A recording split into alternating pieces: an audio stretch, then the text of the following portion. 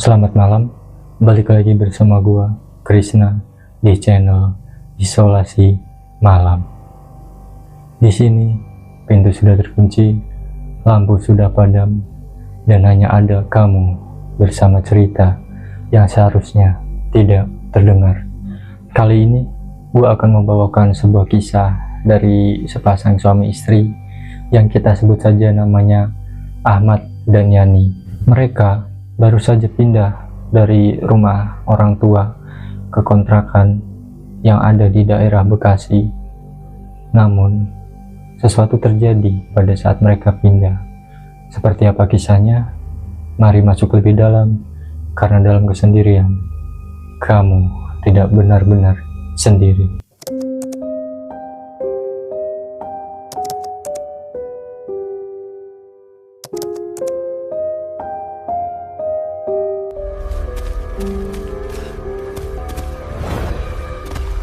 Bekasi, bulan November tahun 2019, di mana awal mula semua ini terjadi. Rumah itu berada di ujung gang buntu. Di depannya ada pohon nangka yang sudah meranggas. Cat putih pada rumah itu sudah mengelupas, meninggalkan bercak keabuan seperti memar pada dinding. Bagi Ahmad dan Yani, harga sewa yang tak masuk akal adalah berkah bagi mereka karena mereka masih bisa hidup mandiri di tengah himpitan ekonomi yang melanda. Mereka tidak peduli pada bau apek yang masuk pada saat mereka melangkahkan kaki di rumah itu untuk pertama kalinya. Pada awalnya, di hari pertama dan di hari kedua, itu tidak ada yang aneh. Mereka hanya sibuk merapikan dan menata barang pada saat itu. Namun, pada malam ketiga, itu berbeda ketika suasana di luar sedang hujan rintik dan dingin. Itu menciptakan suasana yang lembab dan menyesakan bagi mereka berdua. Ahmad yang sedang menyusun dan menata buku di ruang tengah mendengar suara dari arah dapur seperti orang yang sedang memotong sesuatu di atas talenan kayu, dan bunyinya itu tek tek tek, memiliki ritme atau tempo, guys. Jadi yang biasanya orang memotong sesuatu di atas talenan itu kan memiliki tempo yang agak cepat ya pastinya. Tapi di situ beda. Ahmad yang penasaran. Seketika ia teriak, "Yan, kamu lagi motong sesuatu?" Namun anehnya di situ tidak ada jawaban dari Yani.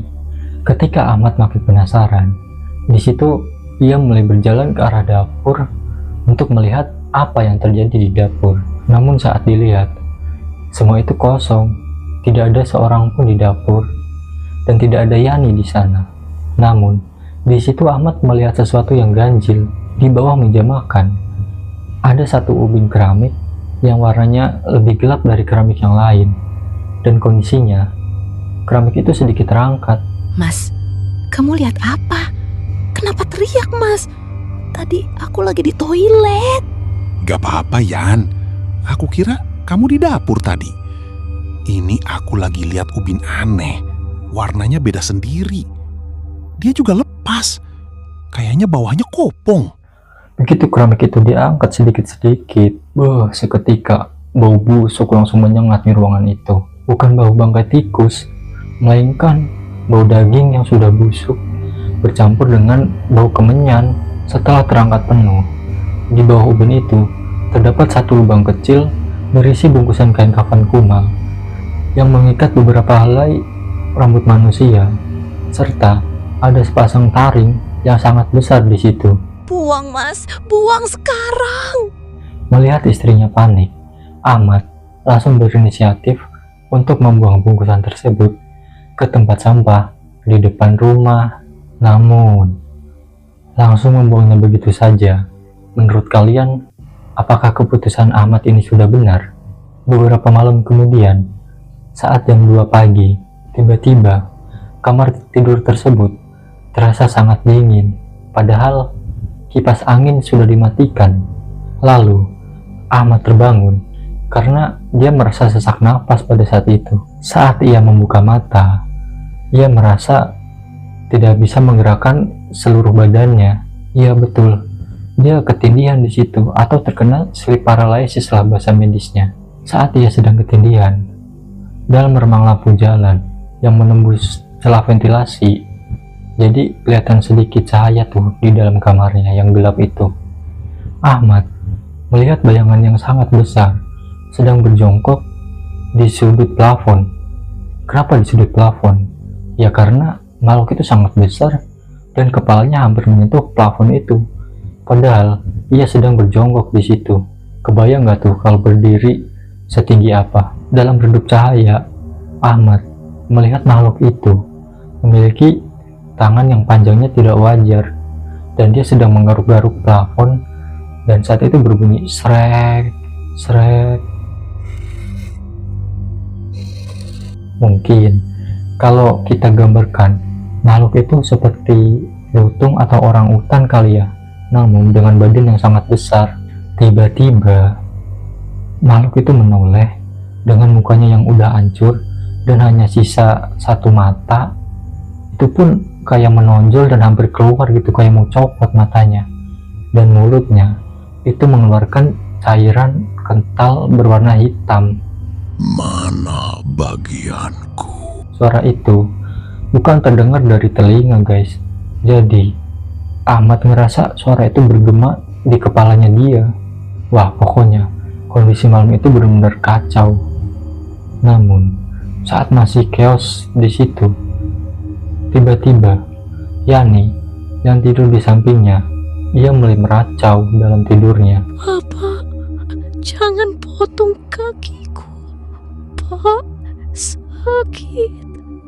Mendengar hal itu, Ahmad di situ mencoba buat teriak, namun suaranya seperti tertahan di tenggorokan. Ya sebenarnya yang seperti kita ketahui, saat ketindihan itu kita tidak bisa berbicara ataupun bersuara. Begitu juga dengan badan kita yang tidak bisa digerakkan, seperti kaku. Kemudian tiba-tiba makhluk itu mulai mendekat ke arah kaki Yani dengan gerakannya yang patah-patah. Melihat hal tersebut, Ahmad langsung mencoba untuk sadar, dan alhamdulillahnya ia bisa sadar dan bangun pada saat itu juga. Setelah sadar, Ahmad langsung bergegas untuk membangunkan Yani. Yan, bangun Yan. Ayo kita pergi dari sini sekarang juga. Tidak lama kemudian, Yani pun terbangun dan membuka matanya. Tapi itu bukan Yani. Kenapa bukan Yani? Ya karena di situ kondisi pupil matanya itu udah putih semua di situ. Yani pun langsung duduk dengan tegap, tapi gerakannya patah-patah. Kemudian Yani pun bilang kepada Ahmad, "Dia sudah bayar dengan nyawa istrinya." Ahmad kaget karena suara Yani sudah berubah menjadi parau dan lebih berat. Sekarang pemilik rumah ini sudah mati dan penunggunya lapar. Siapa yang akan memberi makan? Tiba-tiba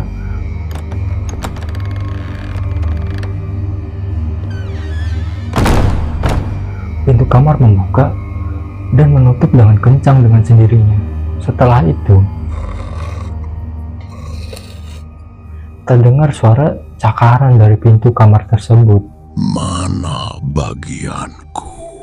Tapi di situ Yani tiba-tiba tertawa. Kemudian dari tertawa tersebut berubah menjadi, Ahmad pun langsung berteriak. Apa maksudnya? Kami tidak pernah ikut perjanjian apapun. Dan membopong tubuh Yani untuk memaksa keluar dari situ. Namun saat melihat ke sudut ruangan, makhluk itu menampakkan diri sepenuhnya guys. Tingginya makhluk itu hampir menembus tinggi rumah, dan di badannya terdapat borok dan nanah yang baunya sama persis seperti yang ada di dapur pada saat itu. Dan di situ pun Yani langsung pingsan lagi. Di saat Yani sedang pingsan, tiba-tiba makhluk itu bergerak mendekat seperti hendak menerkam mereka. Ahmad pun refleks meraih lampu tidur dan langsung melemparkannya kepada makhluk itu. Dan ya, Lampu itu tentu saja tidak mengenai makhluk itu dan hanya menembusnya. Mendengar kekacauan itu, Yani pun langsung tersadar lagi dan dia pun bingung dengan apa yang terjadi. Melihat Yani yang sudah sadar, Ahmad pun seketika langsung menggandeng Yani untuk mengarah ke jendela di kamar tersebut. Dan yang tak diduga, jendela tersebut tiba-tiba terkunci dan tidak bisa dibuka karena lagi panik-paniknya. Ahmad pun dengan sadar memecahkan jendela tersebut dengan sikunya, guys. Jendela itu pun akhirnya pecah dan ya kondisi Ahmad di situ berdarah-darah pada sikunya ya karena tersayat pecahan-pecahan kaca tersebut. Tapi karena sedang chaos, Ahmad pun tidak memperdulikan rasa sakitnya itu. Lewat sini, Yan. Jangan lihat ke belakang. Saat mereka berhasil melompat keluar ke halaman yang becek, Ahmad sempat menoleh ke arah jendela kamar yang pecah. Dan di dalam kegelapan, ia melihat belasan tangan yang pucat melambai, seolah mereka tidak ingin ditinggalkan sendiri di dalam kegelapan yang abadi. Kemudian mereka berdua langsung mencari tempat berlindung sementara. Saat menyusuri kampung tersebut, mereka melihat masjid dan memutuskan untuk menginap di sana sampai subuh. Saat subuh tiba, Ahmad dan Yani pun bangun langsung sholat. Kemudian mereka berpamitan dengan marbot masjid tersebut untuk kembali ke kontrakannya karena ia hendak mengambil barang-barangnya di kontrakan dan memutuskan untuk langsung pergi dari tempat itu pada hari itu juga. Warga sekitar yang melihat mereka buru-buru mengemasi barang-barang mereka, melihat mereka dengan iba tapi tanpa mengatakan apapun kepada Ahmad dan Yani di situ. Beberapa waktu kemudian, saat Ahmad dan Yani sudah selesai mengemasi barang mereka, mereka memutuskan untuk keluar dari kampung karena hendak mencari mobil pickup sewaan untuk mengangkut barang-barang mereka. Di tengah pencariannya tersebut, Ahmad dan Yani dihampiri oleh seorang kakek-kakek dan langsung menyapa mereka. Kalian yang dari kontrakan di ujung gang ya? Sepertinya saya pernah melihat kalian. Betul, Kek. Rencananya kami hari ini mau pindah. Kakek tahu tempat yang menyewakan mobil bak? Ada, Nak. Kalian tinggal lurus saja ke depan. Syukurlah kalian pindah. Memang seharusnya tempat itu tidak layak dihuni. Loh, memangnya kenapa, Kek? Tempat itu dulunya untuk ritual pesugihan, Nak. Dan biasanya yang menghuni di sana itu hilang secara misterius dan tidak ditemukan jejaknya sampai sekarang. Cuma kalian yang bisa keluar dari sana. Apa, Kek? Pantas saja kami menemukan bungkusan aneh di bawah meja makan. Dan saya langsung membuangnya pada saat itu juga. Apa?